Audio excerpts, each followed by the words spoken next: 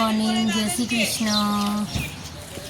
અમે ગામડે આવી ગયા છીએ અને આ છે બધી ઘોડીઓ બાંધેલી છે અહીંયા ખુલ્લામાં।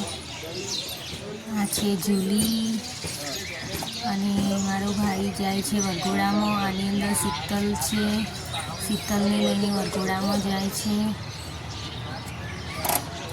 આ ઝૂલી છે, આ રાધા છે, આ નથી ખબર આનું નામ શું છે। અહીંયા બધા ખુલ્લામાં બાંધેલા છે સવારમાં।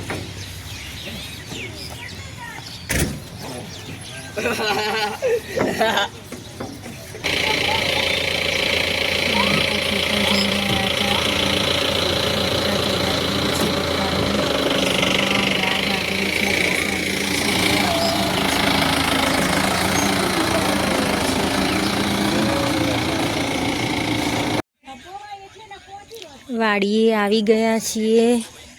આ ગાયો ભેંસો માટેનો ઘાસચારો છે, અહીંયા વાયેલો છે।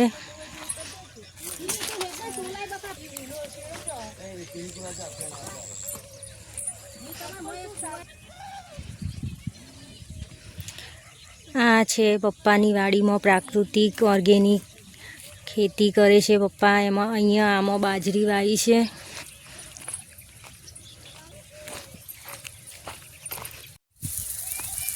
પપ્પા આપણી વાડીમાં શું વાયેલું છે આ બધું? આ બધા ઘઉંની ખેતી છે, પ્રાકૃતિક ખેતી, જે ઓર્ગેનિક ગાયો આધારિત ખેતી છે બધા। અત્યારે હાલ જે લોકોના જે તે દર્દો થઈ છે ને એનું કારણ જ છે કે પેલા ખાતરો ડીએપી યુરિયાના આધારિત લોકોના રોગોનો ઘર થાય છે। અને પ્રાકૃતિક ખેતી એટલે ગાય આધારિત ખેતી, ગાયના છાણમાંથી આ જે ખાતરો બનાવવામાં એમાં એ છંટકાવથી કરેલી છે। અને આ ખાલી જમીન પડી છે એમાં શું વાયેલું છે?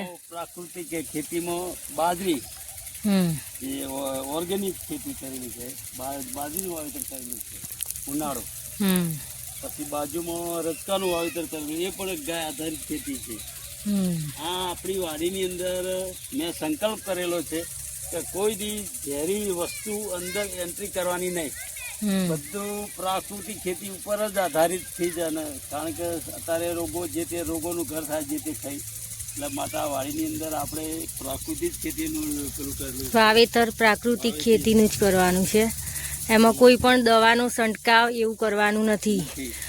જે બજારમાં આપણે જે ડીએપી યુરિયા આપેલા એક ઘેઉની કિંમત 20 કિલોના 500 રૂપિયા, જ્યારે આપણા પ્રાકૃતિક ખેતીના ઘઉંની બજાર 2000 રૂપિયા, 20 કિલોના 2000 રૂપિયા, એટલે આટલો તફાવત હોય છે।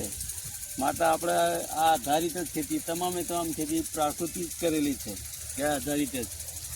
અને આગળ જો ગાયો છે, પછી એનો જે આવે છે ને સીડ, ના એનો જે છંટકાવ માટેની દવાઓ, એનો એક ડ્રમની અંદર આવેલી છે ગાયનું। હા બેટા, તે આપણો ખાલી 96 ફૂટનો છે અને એકદમ મીઠું, નર્મદાનું પાણી એકદમ મીઠું, 96 ફૂટનો બોર છે, 7.5 HP મોટર છે પણ, અને તમામ ફુવારા લગાવેલા છે આપણે। જે ફુવારા પદ્ધતિ કહેવાય ને, ફુવારા પદ્ધતિથી ખેતી કરવામાં આવે છે અહીંયા વાડીમાં। અહીંયા નાની સરખી દાડમ વાયેલી છે।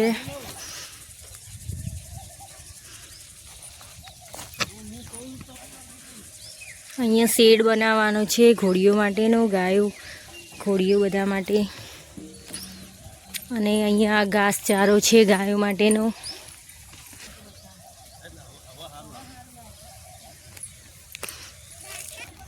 આ પાલક છે અને આ ગાયો માટેનો ઘાસચારો છે। અહીંયા બીટ વાયેલા છે।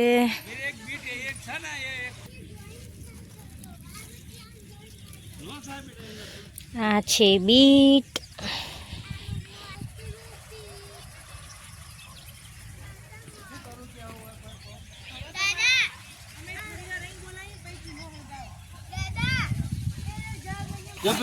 વેફર બનાવવાની છે તો એના માટેના બટાકા તૈયાર થઈ રહ્યા છે વેફર માટેના। અમૃત બનાવેલું છે.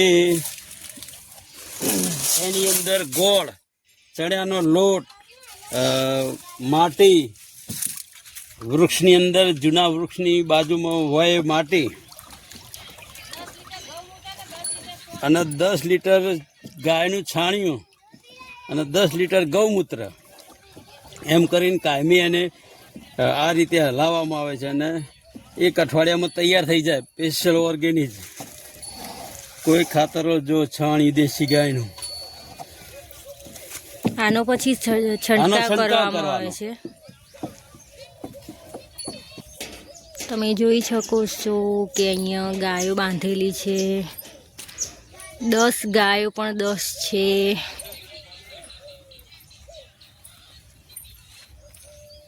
બધી ફરી રહી છે ખુલ્લામાં જ, બાંધેલી નથી.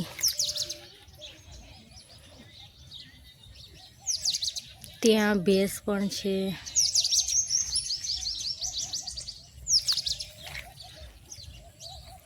ગાયને પાણી પીવા માટેનું ત્યાં બનાવેલું છે.